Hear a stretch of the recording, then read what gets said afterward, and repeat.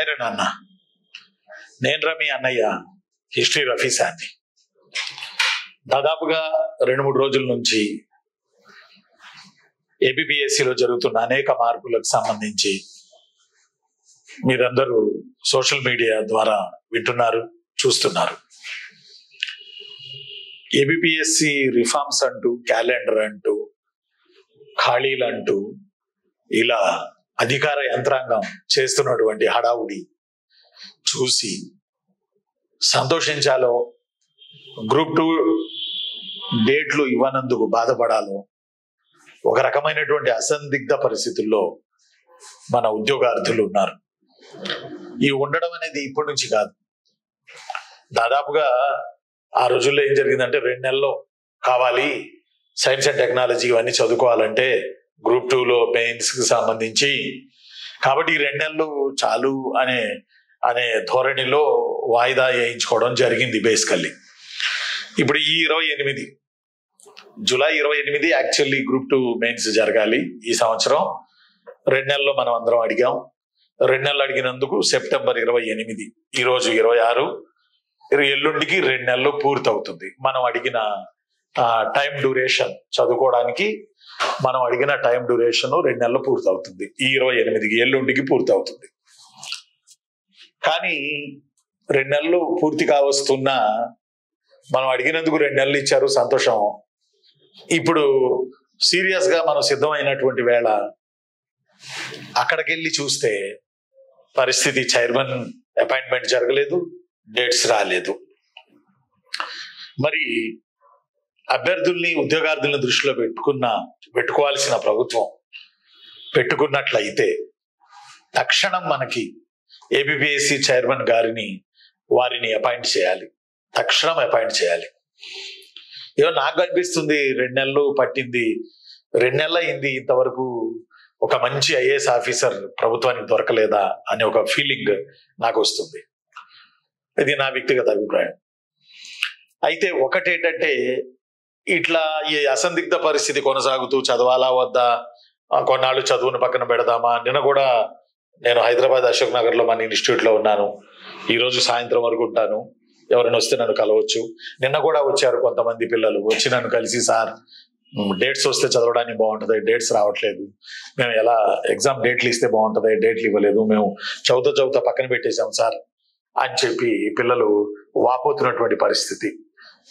నేను పిల్లలు చాలాసేపు కూర్చుని డిస్కస్ చేసుకున్నాం ఈ విషయానికి సంబంధించి. అయితే ఈలోపు చైర్మన్ గారు లేరు, అపాయింట్మెంట్ చేయలేదు. ఈలోపు హడావుడిగా జిఏడి కార్యదర్శి వీళ్ళందరూ కలిసి మనకి ఎన్ని ఖాళీలు ఉన్నాయి అప్ టు డేటు, ఆ ఖాళీలు ఇవ్వాల్సిందిగా వివిధ శాఖల్ని ఆదేశించడం. ఆ తర్వాత రెండోది ఏంటంటే, ఏబిపిఎస్సిలో ఎగ్జామ్స్ లో రిఫార్మ్స్ తీసుకురావడానికి ప్రయత్నం చేయడం. ఆ తర్వాత క్యాలెండర్ కి సంబంధించిన కసరత్తులు ప్రారంభించడం అనే అంశాలు మనం మొన్న చూసాం. మొన్న మీటింగ్స్ లో మనం చూసాం. ఒక పాయింట్ ఏంటంటే, ఇక్కడ ఎన్ని మీటింగులు జరిగినా చైర్మన్ గారిని ఇన్వాల్వ్ చేయకుండా ఈ మీటింగులు జరిగితే అంత సమంజసం కాదేమో అనిపిస్తుంది నాకు. చైర్మన్ గారు ఉండి వారిని ఇన్వాల్వ్ చేసి ఆ తర్వాత డేట్లు ఇవ్వడం, ఇవన్నీ చేస్తే బాగుంటది. ఒక విషయం ఏంటంటే, తక్షణం ఏబిపిఎస్సిలో చేయాల్సింది ఏంటంటే, చైర్మన్ నియామకం, గ్రూప్ 2 పరీక్ష తేదీలు ఇవ్వాలి కదా. ఇది తక్షణం. ఎందుకంటే ఇంచుమించుగా 99,000 మంది ఉద్యోగార్థులు పరీక్ష కోసం ఎదురు చూస్తూ ఉన్నారు. ఎప్పుడు పెడతారు, పరీక్ష పెట్టేస్తే మేము రాస్తాం కదా, ప్రిపేర్ అవుతున్నాం సీరియస్ గా, ఈ ఎమోషన్ ని ఎన్నాళ్ళు మేము క్యారీ చేయాలి అని చెప్పి పిల్లలు నిన్న కూడా వచ్చి చాలా బాధపడ్డారు. నిజం. ఎందుకంటే మనం ఎప్పటి నుంచో అభ్యర్థుల తరపున మాట్లాడుతున్న మనుషులం కాబట్టి నిజం. అంటే ఇప్పుడు తక్షణం చేయాల్సిన పనిని పక్కన పెట్టి రాబోతున్నటువంటి జనరేషన్ కి, ఫ్రెషర్స్ కి క్యాలెండర్ ఇవన్నీ కూడా ఏబిపిఎస్సి రెడీ చేస్తూ ఉండడం అనేది కొంత ముందు వెనక అవుతున్నట్టుగా నాకు అనిపిస్తుంది. సరే, ఆ విషయానికి వస్తే, రిఫార్మ్స్ ఏబిపిఎస్సి తక్షణం ఖాళీలన్న విషయానికి వస్తే, ఖచ్చితంగా తెలంగాణలో క్యాలెండర్ ఇస్తున్నట్టుగా సీఎం ప్రకటించినట్టే ఏబిపిఎస్సి కూడా క్యాలెండర్ ఇస్తున్నట్టుగా లోకేష్ బాబు గారు ప్రకటించడం జరిగింది, మనకు తెలిసిందే. కాబట్టి ఖాళీలు ఎన్ని ఉన్నాయి, మొన్న జూలైకి, మొన్న ఆగస్టుకి చాలా మంది రిటైర్ అయ్యారు. ఆ కోణంలో కనుక మనం చూస్తే ఆంధ్రప్రదేశ్ లో చాలా మంది రిటైర్ అయ్యారు. సుమారు 10-12 వేల మంది రిటైర్ అయ్యారు ఇంచుమించుగా. చాలా పోస్టులు ఖాళీ అయినాయి.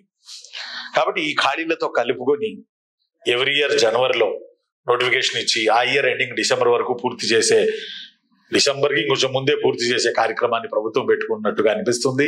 ఇది చాలా సంతోషకరమైనటువంటి విషయం. రెండోది, ఏపీపీఎస్సీలో రిఫార్మ్స్ విషయానికి వస్తే గ్రూప్ 1 గ్రూప్ 2 కలిపేయాలా అంటే ఇప్పుడు రాసే గ్రూప్ 2 మెయిన్స్ కాదు, దీనికి సంబంధం లేదు అసలు. కాబట్టి అస్సలు మీరు కంగారు పడకండి. గ్రూప్ 1 గ్రూప్ 2 కలిపి గెజిటెడ్ పోస్టులని కలిపి ఒక దాంట్లో పెట్టాలా, ఒకే ఎగ్జామ్ స్టేట్ సివిల్ సర్వీసెస్ అని పెట్టి ఇతర రాష్ట్రాల్లో జరుగుతున్నట్టుగా వాళ్ళకు వచ్చినటువంటి ర్యాంకును బట్టి, మార్కులను బట్టి, ప్రాధాన్యాన్ని బట్టి పోస్టుల క్రమాన్ని ఇలా ఇచ్చుకుంటూ పోవాలా అనే పాయింటే ఎక్కువగా మనకి బయటకు ఫోకస్ అవుతుంది. ప్రీవియస్ లో జగనన్న పరిపాలన కాలంలో అప్పుడేం జరిగిందంటే గ్రూప్ 1 మెయిన్స్ లో కూడా ఒక 2 పేపర్లో 3 పేపర్లో ఆబ్జెక్టివ్ పెడితే గ్రామీణ ప్రాంతాల అభ్యర్థులు కూడా గ్రూప్ 1 కొట్టే అవకాశం ఉంటుంది, వాళ్ళు కష్టపడి చదువుకుంటారు అనేది అది కొంచెం హల్చల్ నడిచింది. కానీ ఆ తర్వాత తిరుపతిలో అక్కడ ఇక్కడ మీటింగ్స్ పెట్టారు, ఆ తర్వాత కమిటీని కూడా ఫామ్ చేశారు, ఆ తర్వాత ఎందుకో ఎలక్షన్లు రావడం అది మూలన పడడం జరిగింది. అంటే ఒకటేంటంటే గ్రూప్ 1 గ్రూప్ 2 పోస్టులు కలిపేసి గెజిటెడ్ పోస్టులని కలిపేసి డిస్క్రిప్టివ్ లోకి తీసుకెళ్తే మాత్రం గ్రామీణ ప్రాంత అభ్యర్థులు ఖచ్చితంగా నష్టపోతారు. ఉన్న 10 పరక పోస్టులు కూడా పోగొట్టుకుని ఇంకేదో ఒకటి సాఫ్ట్వేర్ అని చెప్పి హైదరాబాద్ లో కూకటిపల్లి, అమీర్పేట ఈ బెల్ట్ లో ఇక బ్యాగులు వేసుకుని పాపం తిరుగుతూ ఇక ఏదో ఒకటి చేసుకుని బతకాల్సింది 25,000కి 20,000కి. కాబట్టి నేనంటున్నాను, ఒక విద్యావేత్తగా 25 ఏళ్ల పైబడి ఉద్యోగార్థులతో ఉన్నటువంటి నేను చెప్తున్నటువంటి మాట ఏంటంటే అలా గెజిటెడ్ పోస్టులు అని చెప్పి గ్రూప్ 1 గ్రూప్ 2 కలిపేసి మీరు గనక డిస్క్రిప్టివ్ తీసుకొస్తే ఆ డిస్క్రిప్టివ్ ని గ్రామీణ ప్రాంతాల్లో ఉన్నటువంటి పిల్లలు రాయలేరు, కష్టమవుతుంది. అందువల్ల దయచేసి ప్రీవియస్ లో జగనన్న ప్రభుత్వం చేసింది ఒక రకంగా అది కొంచెం మంచిగా అనిపిస్తుంది. ఎందుకు అనిపిస్తుందని అంటే మీరు నన్ను విమర్శించవచ్చు, పోయినసారి అట్లా చెప్పావు కానీ నేను మీ తరపున ఉన్నటువంటి ఉపాధ్యాయుడిని, నాకు మీరు కావాలి, అర్థం అట్లా మీ ఉద్యోగార్థుల తరపున ఉన్న మనిషిని, నాకు ఏ సీఎం ఉన్నా నాకేం సంబంధం లేదు, మీకు మేలు జరగాలి, ఇది నాట్ అన్నట్టు. ఇప్పుడు ఇక్కడికి రండి. గత ప్రభుత్వం ఏం చేసిందంటే ఆబ్జెక్టివ్ పెట్టింది. ఆబ్జెక్టివ్ కొన్ని పేపర్లు పెట్టడం వల్ల పిల్లలు గ్రామీణ మెయిన్ రూరల్ బ్యాక్గ్రౌండ్, సిటీలో ఉన్న వాళ్ళు సివిల్స్ అంటారు, అదంటారు, ఇదంటారు, రూరల్ బ్యాక్గ్రౌండ్ లో ఉన్నటువంటి వాళ్ళకి చాలా కష్టం అవుతుంది. అందువల్ల పోయినసారి ప్రభుత్వం చేసినటువంటి రిఫార్మే గ్రూప్ 1 లో చేయబోతున్నటువంటి రిఫార్మ్, ఆబ్జెక్టివ్ రిఫార్మ్, కొంతమేరకు ఆబ్జెక్టివ్ రిఫార్మ్ అది అమలు చేస్తే ఇప్పుడున్న ప్రభుత్వం దాని మీద మరికొంత విశ్లేషణాత్మకంగా పరిశోధన చేసి రీసెర్చ్ చేసి అమలు చేస్తే అది బాగుంటది. అంతేగాని ఈ పోస్టులు ఆ పోస్టులు కలిపి స్టేట్ సివిల్ సర్వీస్ అని చెప్పేసి రాసేయండి అని అంటే డిస్క్రిప్టివ్ అంటే చాలా కష్టం అవుతుంది. గ్రామీణ ప్రాంత అభ్యర్థులకి ప్రభుత్వం ఈ విషయాన్ని దృష్టిలో పెట్టుకుంటుందని నేను అనుకుంటున్నాను. క్యాలెండర్ ఇచ్చే విషయం చాలా మంచిది. క్యాలెండర్ ఇస్తే తేలిపోద్ది 1 year లో. ఆ తర్వాత ఎవరి బాధలు వాళ్ళు పడతారు, ఎవరి కష్టాలు వాళ్ళు పడతారు. వెయిటింగ్ చేసి మా చైతన్య సార్ చెప్పినట్టుగా వెయిటింగ్ చేసి వస్తే జాబ్ వస్తుంది, లేకపోతే ఏజ్ అయిపోద్ది. ఆ తర్వాత ఏదైనా గట్టిగా ప్రయత్నం చేయాలన్నా ఏ పని చేయలేం. కాబట్టి ఈ లోపు ఓ షెడ్యూల్ లా చేసి క్యాలెండర్ లో దాని మీద కేసులు లేకుండా క్లారిటీగా పెడుతూ అన్ని రకాల న్యాయ వివాదాలు తావు లేకుండా క్యాలెండర్ తీసుకుని వెళ్తే వచ్చే సంవత్సరం జనవరి నుంచి ఈ 3 నెలల తర్వాత చాలా సంతోషకరమైనటువంటి విషయం. ఖాళీలు కూడా తీసుకొస్తే ఇంకా సంతోషకరమైన విషయం. ఓ మాట చెప్పాలంటే జిఏడి వ్యవహారాలు చూస్తున్నటువంటి పోలా భాస్కర్ గారు చాలా ఎఫిషియంట్ ఆఫీసర్. పోలా భాస్కర్ గారు ఖచ్చితంగా ఈ రిఫార్మ్స్ చేస్తారు. వారు ఎఫిషియన్సీ ఉన్నటువంటి మనిషి పోలా భాస్కర్ గారు. కాబట్టి పోలా భాస్కర్ గారి నాయకత్వంలో వారికి నేను సవినయంగా విన్నవించుకునేది ఏంటంటే ప్రీవియస్ ప్రభుత్వం చేసినటువంటి ఆబ్జెక్టివ్ తీసుకెళ్ళండి తప్ప గ్రూప్ 2 గెజిటెడ్ కూడా తీసుకెళ్లి గ్రూప్ 1 లో పడేసి డిస్క్రిప్టివ్ రాయమంటే చాలా కష్టం అవుతుంది. పిల్లలకి వేలాది లక్షలాది ఫ్రెషర్స్ తరఫున నేను మిమ్మల్ని కోరుకుంటున్నాను. ఏదేమైనా క్యాలెండర్ లో చాలా ఉద్యోగాలు వస్తాయి, రిటైర్మెంట్స్ చాలా జరిగాయి. వచ్చే దాని కొరకు రిఫార్మ్స్ కానివ్వండి, క్యాలెండర్ కానివ్వండి, ఖాళీలు తీసుకురాను కానివ్వండి, దాని మీద ఇది సమాచారం. ఇది ఫ్రెషర్స్ ఆశావాదంగా ఉండొచ్చు. ఈ 4-5 ఏళ్లలో డిగ్రీలు చేసి బయటకు వచ్చిన వాళ్ళు. సరే, క్యాలెండర్ పెడితే ఆశావాదంగా ఉండొచ్చు. గట్టిగా నేను ఇంకో మాట కూడా ఏమన్నానంటే ఈ పరిస్థితులని మనం చూస్తున్నాం కాబట్టి క్యాలెండర్ పెడితే ఖచ్చితంగా మనం ఆశావాదంగా ఉండి ఈ రూట్ లోకి రావచ్చు. ఈ రూట్ లేకపోతే అమీర్పేట, కూకటిపల్లి ఆ కంప్యూటర్ అదేదో సాఫ్ట్వేర్ ట్రైనింగ్స్, అవి ఐటీ జాబ్స్ అటు వెళ్ళిపోవడం ది బెస్ట్. చూద్దాం, క్యాలెండర్ అమలు జరిగితే మంచిది. అప్పుడు ఒక విధానాన్ని తీసుకుని వెళ్ళొచ్చు. సరే, దీన్ని కాసే పక్కన పెడితే మరి గ్రూప్ 2 డేట్లు ఎప్పుడు వస్తాయి? ఈ మెయిన్స్ కి మేము రాసుకోవడానికి సిద్ధంగా ఉన్నాం. 2 నెలలు అయిపోయింది. ఈ 28తో 2 నెలలు అయిపోయింది. దయచేసి మరి గ్రూప్ 2 డేట్స్ ఎప్పుడు ఇస్తారు అనేది ఒక పెద్ద ప్రశ్న. అంటే వాడు కొంతమంది ఇంకోటి కూడా డేట్ ఎప్పుడు ఉండొచ్చు. ఊహాగానాలు ఆకాశాన్ని అడుగుతా ఉన్నాయి. ఒక మాట చెప్పాలంటే చూస్తే ఒక రకంగా సోషల్ మీడియా తెరిస్తే భయం వేస్తుంది నాకు. కొంతమంది డిసెంబర్ అంటారు, కొంతమంది జనవరి అంటారు, కొంతమంది వాళ్ళే ఫైనల్ చేసి ఫిబ్రవరి అంటారు. ఈ గందరగోళంలో మానసిక స్థితిని తీసుకొచ్చి పుస్తకం మీద కాన్సన్ట్రేషన్ పెట్టి చదవాలి అంటే చాలా కష్టమైన విషయం ఇది అమ్మ జీవితం. కానీ ఈ సోషల్ మీడియాలో ఇవి చెప్పేది మీరేం నమ్మద్దు. 25-26 ఏళ్ల అనుభవంతో నేను చెప్తున్నాను, నేను డబ్బా కొట్టుకోవట్లేదు. ఆ అనుభవం మీద మీకు చెప్తుంది ఏంటంటే చైర్మన్ వస్తే డేట్లు వస్తాయి. చైర్మన్ కొరకు మనం ఎదురు చూడాలి. ఆ డేట్లు వస్తాయి. ఆ వచ్చిన డేట్లు మీకు 50 రోజులు అట్లా టైం ఇవ్వచ్చు, కానీ అంతకన్నా ఎక్కువ ఇయ్యరు. ఇచ్చిన మన పిల్లలు కోరు ముందు. కాబట్టి ఇక డేట్స్ వస్తే మీకు టైం ఉండదు. చైర్మన్ గారు వస్తే డేట్స్ వస్తాయి. డేట్స్ వస్తే మీకు టైం ఉండదు, ప్రిపరేషన్ కి టైం ఉండదు. అందువల్ల ఈ వీడియో చూస్తున్నటువంటి మీరందరూ, వేలాది లక్షలాది మంది ఈ వీడియో చూస్తున్నటువంటి మీరందరూ తక్షణం పుస్తకాలు తెరిచి ఇక చదవడం ప్రారంభించండి.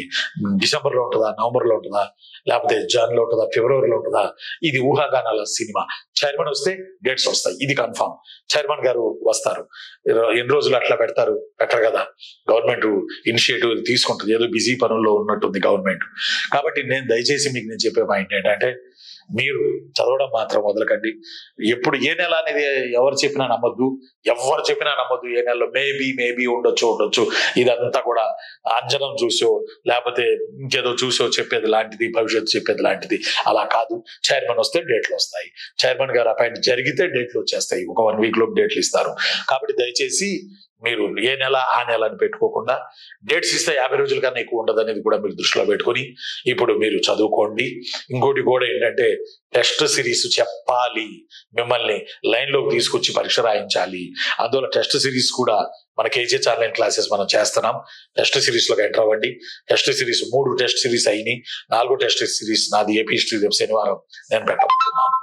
కాబట్టి మీరు చేయాల్సింది ఏంటంటే దయచేసి చైర్మన్ వస్తే డేట్లు వస్తాయి, చైర్మన్ గారు వస్తే డేట్లు వస్తాయి. ఇది ఫైనల్.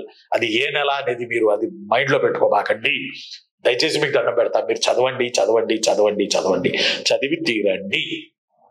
ఓకేనా? నేను హైదరాబాద్ లో ఉన్నాను. మన డ్రీమ్స్ ఇన్స్టిట్యూట్ లో శివనగర్ లో ఉన్నాను. ఈవినింగ్ 7-7:30 వరకు కూడా ఉంటాను. మీకు అందుబాటులో ఉంటాను. ఈ రోజు కూడా ఉంటాను నేను. ఎవరైనా వస్తే నన్ను కలవచ్చు. మనం డిస్కషన్ చేసుకోవడానికి అవకాశం ఉంటుంది. ఇది ఇప్పటి వరకు ఉన్నటువంటి లేటెస్ట్ సినిమా. ఇందులో మీరు తెలుసుకోవాల్సిన మంచి పాయింట్ ఏంటంటే చైర్మన్ వస్తే డేట్లు వస్తాయి. కాబట్టి మీరు చదువుకోండి. డేట్ వస్తే 50 రోజుల కన్నా ఎక్కువ టైం ఇవ్వరు. ఆ తర్వాత మళ్ళీ సమయం చాలదో 2 నెలలు ఇవ్వండి, పెంచండి, ఇలాంటి వాటికి వెళ్లే ప్రమాదం కూడా లేకపోలేదు. అందువల్ల దయచేసి దండం పెడతా. ఇక మీరు గ్రూప్ 2 మెయిన్స్ ప్రిపేర్ అవుతున్న పిల్లలు తక్షణం పరీక్ష రాయాలి. 2 నెలలు అయిపోతుంది. రేపు 28తో మీరు పర్ఫెక్ట్ అయ్యారని నేను అనుకుంటున్నా. ఈ తర్వాత చైర్మన్ వస్తారు, డేట్లు ఇస్తారు. కాబట్టి మీరు చదవండి. మంచి భవిష్యత్తు ఉంది, చాలా మంచి భవిష్యత్తు ఉంది మీకు. చదవండి. ఎందుకంటే లేట్ అయినా ఈ పెద్ద జాబులు, మంచి జాబులు, డిప్యూటీ తహసీల్దార్ జాబులు, వాటిని మనం వదులుకోలేం కదా. లేట్ అయినా నడి మధ్యలోకి వచ్చాం, ఇంకా చివరి దాకా వచ్చాం. ఇక మెయిన్స్ రాసుకోవడమే కదా. ఒక్కసారి మీ తల్లిదండ్రులను తలుచుకోండి, మీ కండిషన్స్ తలుచుకోండి. తద్వారా మీరు నీరసానికి వెళ్లాల్సిన పరిస్థితి లేకుండా ఆ కండిషన్స్ మీలో ఎమోషన్ పెంచాలి. ఆ ఎమోషన్ ద్వారా మీరు జాబ్ కొట్టాలి. ఓకేనా? ఉంటాను. మరి మళ్ళీ అప్డేట్స్ ఉంటే నేను మీకు చెప్తాను. Thank you. నేను మీ అన్నయ్య హిస్టరీ రఫీ సార్ని. థ్యాంక్ యూ వెరీ మచ్ నాన్న. Thank you.